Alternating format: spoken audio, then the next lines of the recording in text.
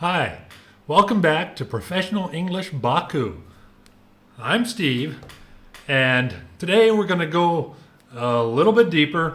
We're going to back up a little bit and go deeper. So, one of the most important things whenever you're learning how to have really good English skills, one of the things you really need to know is how to build a sentence properly. And in order to know how to build something, no matter what it is, if you're going to build anything, whether it's a house, you're going to build a car, you're going to build whatever, including a sentence, you need to know the pieces that you have to put together and what are the directions for putting those pieces together. What does each piece serve? And in literature and in grammar, that is called parts of speech. So let's go ahead and get right into it. Getting myself a little bit smaller here, and there we go. Parts of speech. Understanding what nouns, pronouns, verbs, adjectives, conjunctions, prepositions, etc. Understanding what these are is essential to understanding how to construct a sentence. Like I said, you have to know the pieces. You have to know what they do, what the rules for using them are, before you can put them together properly. So nouns. And nouns are words representing people, places, things, or ideas. And nouns are split into two different categories. You have proper nouns, and you'll have common nouns. Proper nouns are names, and they're always going to be capitalized. It can be the name of a place, it can be the name of a person, but it's always going to be a proper name. Hence the term proper noun. For example, Steve is the name of a person. This one. Baku, name of a place, where I'm at. So those will always be capitalized no matter where they occur in the sentence. You're always going to start with a big S on Steve and a big B on Baku. On the other hand, common nouns are nameless items and not capitalized unless at the start of a sentence. When I mean they're nameless, it means they don't have a proper name. You know, like a piano. Of course, the name of the item is a piano, but you don't call it Mr. Piano, Sir, right? It's just a piano. So, any common items with a common name, you don't capitalize it, but it is the noun. So piano, car, home, jet, dog, cat. The list of nouns is just endless. So difference in the nouns, proper nouns give a proper name for a person or a place, and common nouns are just everyday common items that are things. Things, people, places, or ideas. Pronouns are words like he, she, they, it, or who, which represent a specific noun. For example, Steve bought eggs in the market because he wanted to cook breakfast. He being the pronoun related to the noun Steve. Steve kicked the bucket because it was empty. It being the pronoun for the bucket, which is the noun. So a pronoun is always going to be attached to a noun, to a specific noun. So where you get into trouble with pronouns is if you have multiple nouns and you're going to use one pronoun. For example, if I say Steve and Hamid were sitting together and he ate breakfast, then who is he? Is it Steve or Hamid? So you have to be careful when you're using pronouns to make sure that you either identify exactly which one is connected to, meaning there's only one possible noun that it connect back to. See, if I had said Steve and Ethel were eating and he wanted to eat more, because it's me and a female, the he is very obviously connected to the Steve. Okay, moving on to verbs. Verbs are action words. Anytime you see action occurring in a sentence, it's a verb. To run, walk, fly, swim, eat, drink, sleep, pass, stop, go. Anything that indicates an action being taken is going to be a verb. That's just a rule of thumb for verbs. If in any way, shape, or form it indicates action, it's a verb. Adjectives are description words that apply to nouns. So an adjective is a word that gives definition to a noun. Red car. Car being the noun, red being the color of the car. So the red describes the car. Old man. Man being the noun, and old being a description of the man. Fast airplane. Airplane being the noun, and again, fast describing the airplane. So adjectives, and they don't have to, here I have them written in front of the noun, but they don't have to be. It could be the car was red, and it's still, the adjective is red for the car noun. Adverbs are like adjectives. They're descriptive. However, adverbs apply to verbs, adjectives, and other adverbs. Quickly run. Run being the verb. How was the running occurring? Quickly. So quickly describes how the running was occurring. Quite slowly. How slowly? Quite. Again, quite describes the adjective slowly, or the verb slowly. Very beautiful. Beautiful is an adjective, and very is an adverb. So, how beautiful? Very beautiful. So you have here an adverb describing an adjective which would describe a noun. Participles are words formed from verbs that act like adjectives or nouns. Remember, adjectives describe a noun. So, working laborers. Working being the participle, because work is a verb, but whenever it's put in front of the term laborer, which is a person, now it becomes a participle. Think of a participle as half verb, half adjective. So that when you put them together, you have a description of an action that is occurring that describes the laborers. Working laborers. Flying birds. So again, participle is flying, and it's a verb, fly. To fly is the verb, but because it describes a noun, now it is a participle. Fighting soldiers. Same thing.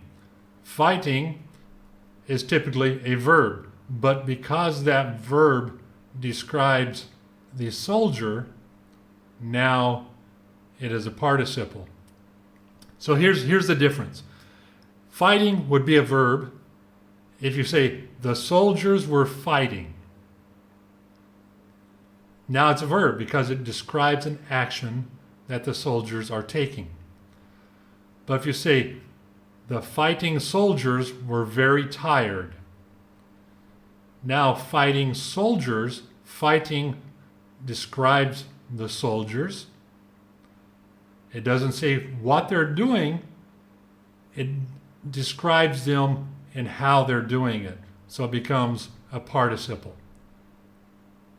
This one's a little bit confusing. I know participles can be confusing, but typically a participle is going to end in ing. So you'll have a verb that ends in ing, and it's going to be located directly before the noun that the participle will describe.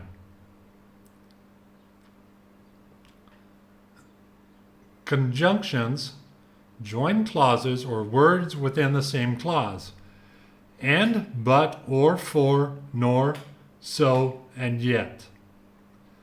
They can be used to join independent clauses. Steve started his car and he drove to work. Starting my car is one act. Driving to work is another act. So I'm using the conjunction of and to join those two together in one sentence. Joining words in the same clause. Steve likes pomegranates and melons equally. So in this, I have one clause, one thought. I like, and then it's what I like, pomegranates and melons. So and being the conjunction, joining the two things I like in one clause. So it's the same action, I'm liking, and then it lists the two things that I like with the conjunction of and.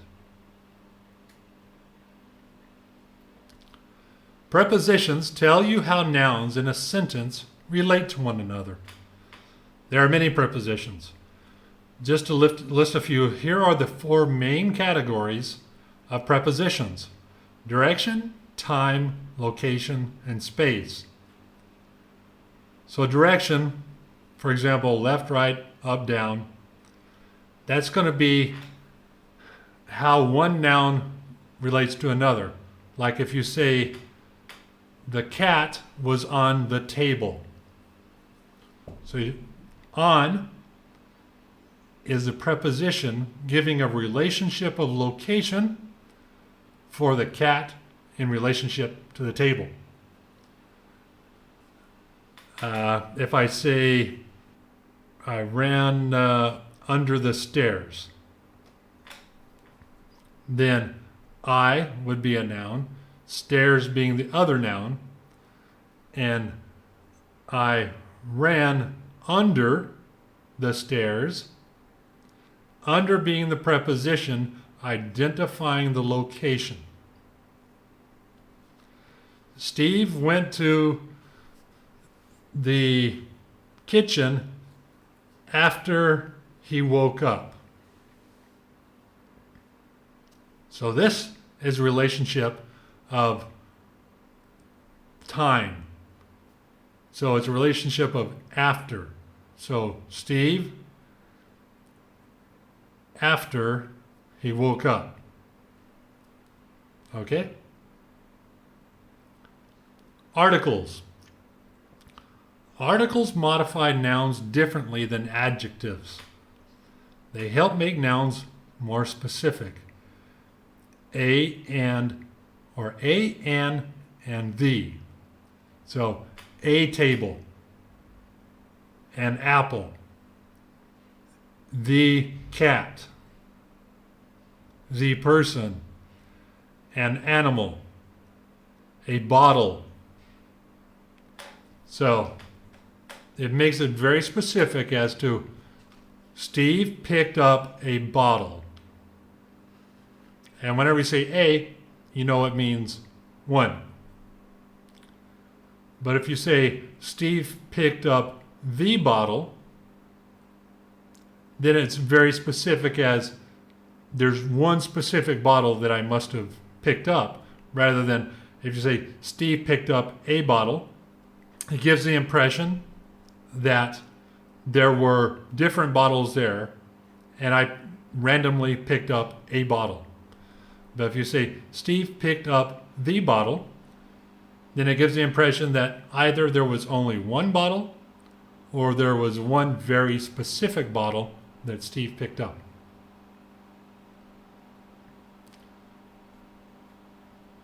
So that is the parts of speech. This action, it's easy to list these out in a couple of pages in a little bit of time, but it takes time, effort, and patience to really get to where you understand them, all the different parts of speech inside of a sentence. It's nothing that you can sit down and learn in 15 minutes. Each one of these I will be going to in future videos.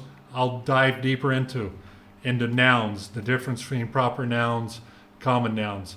I'll have a separate video for each one of these so that we get a little bit deeper. This was just to introduce the parts of speech. But here we have them, and I have a short exercise here, a little challenge example,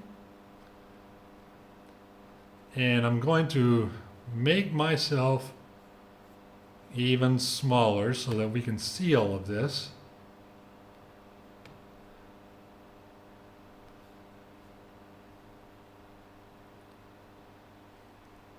So what I'll ask you to do is complete this little exercise. What I want is list each word from this sentence in the proper category below the sentence.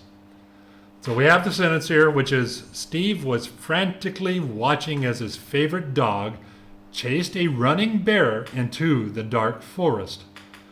So what I would ask you to do, list the proper noun, list the common nouns, list the verbs, the adjectives, adverbs, participles, prepositions, and the articles. You'll notice that there's no conjunctions. So don't look for a conjunction in this sentence. There's not one in it. Remember, conjunction is and, or. You can see in this particular sentence, there's no conjunction. So just ask you to go through this. You can pause this video and write the sentence down and then identify what's the nouns, proper noun, common nouns, verbs, adjectives, adverbs, participles, prepositions. And in a couple of days, I'll go into the comments and I'll give you the answer. Okay, so that is it for today. As I said, I'll be going to this topic deeper. I'll break out each one of these so that we can get more specific, because we're headed in a direction with this. And you need to know these, because the direction we're headed in is we're going to start diagramming or graphing, depending on what you want to call it. But we're going to start diagramming sentences to where you have to break out each individual piece and name it. And what that'll lead to, after we get good at diagramming a sentence, then we're going to be able to reconstruct sentences, be able to construct better sentences. So it's all heading towards how to build the best sentence that you can. Because everything, whether you're writing a novel, whether you're writing a speech, whether you're giving a speech, giving a presentation, everything starts with good sentences. So you have to be good at the sentence in order to have good writing and good speaking. So the more you do it, the better you're going to be. Okay, that's it for me today. If you like the video, please give me that thumbs up, subscribe, comment, share, and I will see you next time.